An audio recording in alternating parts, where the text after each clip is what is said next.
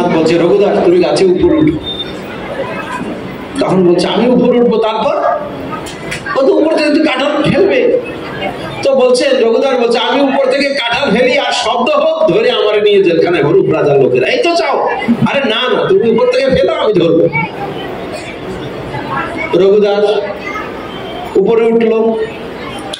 উপরে উঠার পরে একটা কাঁঠাল, পাকা কাঁঠাল ধরে রঘুদাস বলছে জগন্নাথ আমি কাঁঠাল ফেলছি, তুমি ধরো।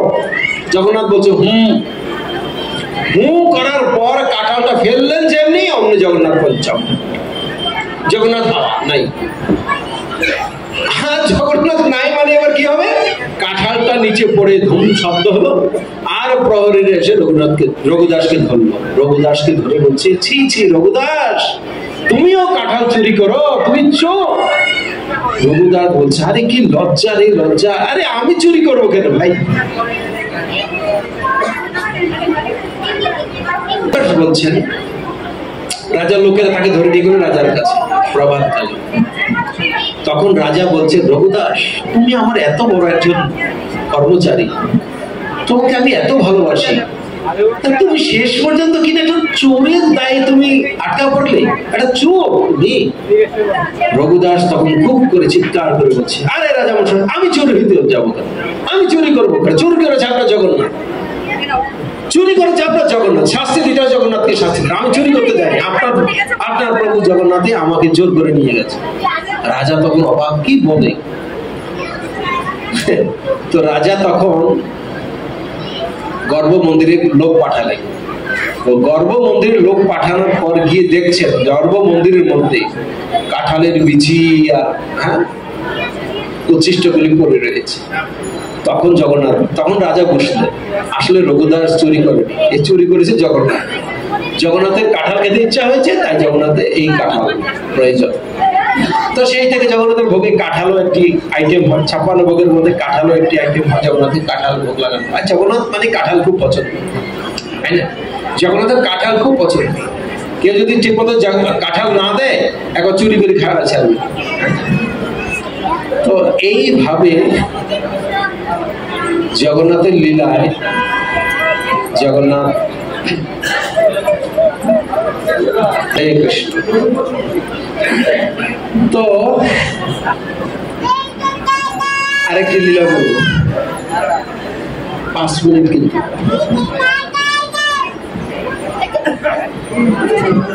তো জগন্নাথের আরেকটা ভক্ত ছিল তলিসার মহাপাত্র। এই তলিসার মহাপাত্র তিনি জগন্নাথের পূজারী ছিলেন, খুব রসের ভক্ত। ছোটবেলা থেকে সে জগন্নাথের সেবা। তো জগন্নাথের সেবা করতে করতে আজকে সে বড় হয়েছে, এখনো সে পূজারী। জগন্নাথের যখন পূজা করছে, পূজারী হলে একদিন জগন্নাথের প্রসাদী মালা হাতে নিয়ে খুব জগন্নাথের সেই কৃপার কথা চিন্তা করছে। সেই কৃপার কথা চিন্তা করতে করতে তলিসার মহাপাত্র কি করলো, সেই জগন্নাথের প্রসাদী মালা সে নিজের গলায় পরে নিল। যখন নিজের গলায় পরে নিল মালাটি, তার কিছুক্ষণ পরেই এসে লোকেরা খবর দিল তলিসার মহাপাত্র রাজা এসেছে ভগবানকে দর্শন করার। সঙ্গে সঙ্গে তলিসার মহাপাত্র খুব ভয়ভীত, হঠাৎ রাজা চলে এসেছে, এখন কি হবে না? নিয়ম অনুসারে রাজা যদি কখনো জগন্নাথকে দর্শন করতে আসে, তাহলে জগন্নাথের প্রসাদী মালা প্রাপ্য হন রাজা মশাই নিজে। এখন আজকে একটু ব্যতিক্রম হয়ে গেল। কি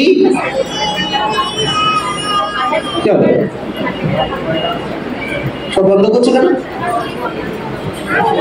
এখন জগন্নাথের এরকম বন্ধ মানে মালা যা পড়তে হবে। এখন সেই পূজারী তলিসার মহাপাত্র চিন্তা করছে আমি আজকে রাজাকে কি দেব। আবার এদিকে রাজা চলেও আসছে, সময় নাই চিন্তা করা। তখন তিনি খুব ভয় ভীত হয়ে তলিসার মহাপাত্র কি করলেন, সঙ্গে সঙ্গে তার নিজের গলায় পরিত জগন্নাথের মালাটি আবার জগন্নাথের গলায় ফিরিয়ে জগন্নাথের গলায় পরাই। এত চিন্তা করেন কি হবে না।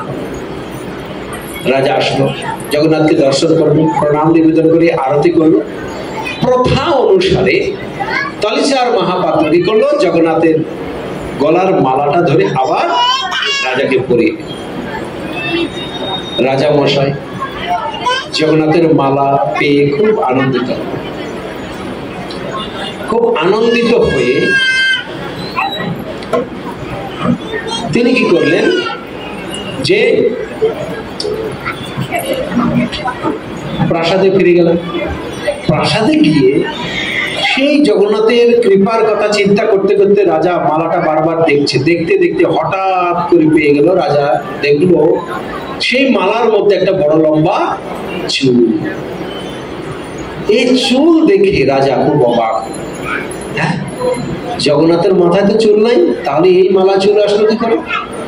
রাজা তো রাজনীতিবিদ, আর রাজনীতিবিদ মানে হচ্ছে সন্দেহ পরায়ণ। রাজা চিন্তা করছেন এই মালায় চুল আসলো কোথা থেকে।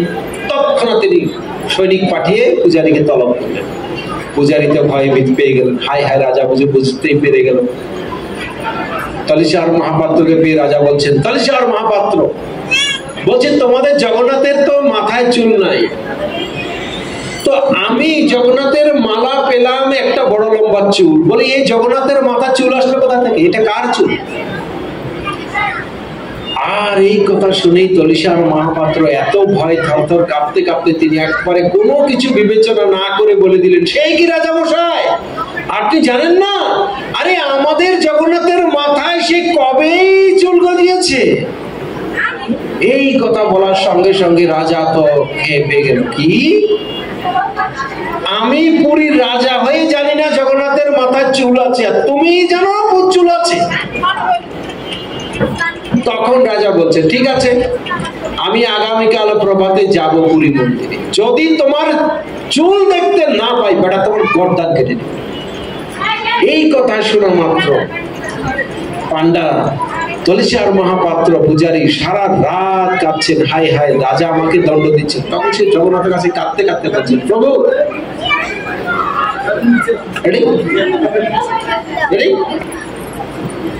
তলিচার মহাপাত্র জগন্নাথের কাছে কেঁদে কেঁদে বলছেন, ওই জগন্নাথ, ছোটবেলা থেকে তো আমি আপনার সেবা করেছি, রাজার সেবা করিনি। আমি যদি দোষ করেছি আপনার চরণে করেছি, রাজার কাছে আমি কোনো দোষ করিনি। সুতরাং দণ্ড দিতে হয়, আপনি আমায় দণ্ড দিন, আমি রাজদণ্ড মানব না। আমার যদি কোনো সমাধান রাতের মধ্যে আপনি দিচ্ছেন তো ভালো, যদি রাতের মধ্যে কোনো সমাধান আমি না পাই, তবে রাজদণ্ড না মানে আমি রাতে আত্মহত্যা করে বিষ খেয়ে মরব।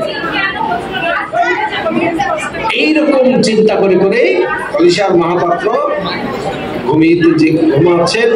হঠাৎ রাতের বেলা জগন্নাথ স্বপ্ন চেষ্টা করে বলছেন, ওহে তলিচার মহাপাত্র, তুমি এরকম কেন বলো?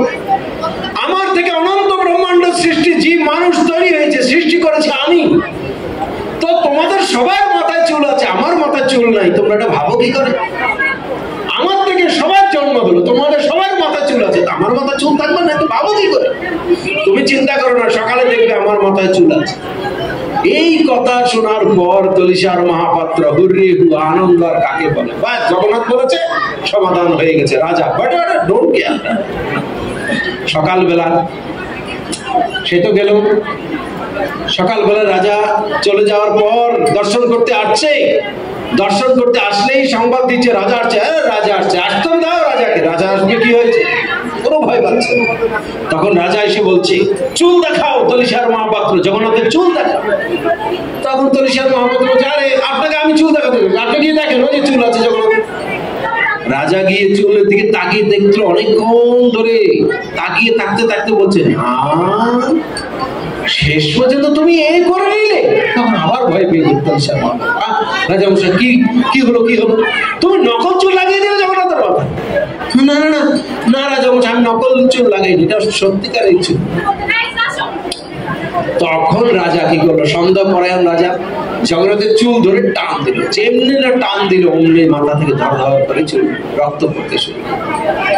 আর রক্ত পড়তে থাকলে তখন জগন্নাথ রাজা খুব করে ভিক্ষা চাইছে, আমার অপরাধ হয়ে গেল, কি ভুল করলাম। এই রকম চিন্তা করতে করতে রাজা সারা রাত ধরে কাঁদছেন, জগন্নাথের ক্ষমা চাইছেন, আমার ভুল হয়েছে, জগন্নাথ ক্ষমা করে দাও। জগন্নাথ তখন স্বপ্নাদিষ্ট করে রাজাকে বলে, ওই রাজা শুনো, আসলে জগন্নাথ লীলায়, দারুব্রহ্ম লীলায় আমার কোনো চুল নাই মাথায়, কিন্তু আমার ভক্ত তলিচার মহাপাত্র বলেছে চুল দেখাবে, তাই আমি চুল প্রকাশ করেছি। তুমি শুনে রাখো রাজা, আমার ভক্ত যা বলবে, আমার ভক্ত যদি ভুলও করে থাকে, ভুলও বলে থাকে, তাকে সত্য প্রমাণ করার জন্য আমি আমার লীলা বিলাস করি। আজ থেকে শুনে রাখো, আমার ভক্তের কথা কখনো তুমি সন্দেহ পরায়ণ হও না। আমার ভক্ত যা বলে, আমার ভক্ত যা করে, তাই তুমি সত্য। আর ভক্তকে সুরক্ষা দেওয়ার জন্য আমি আমার লীলা বিলাস করি। জয় জয় শ্রী শ্রী জগন্নাথ বলদেব সুভদ্রা সুদর্শন কি, লীলা প্রভুপাদ কি, সমবেত ভক্ত বৃন্দ কি, নিতাই গৌর প্রেমানন্দে।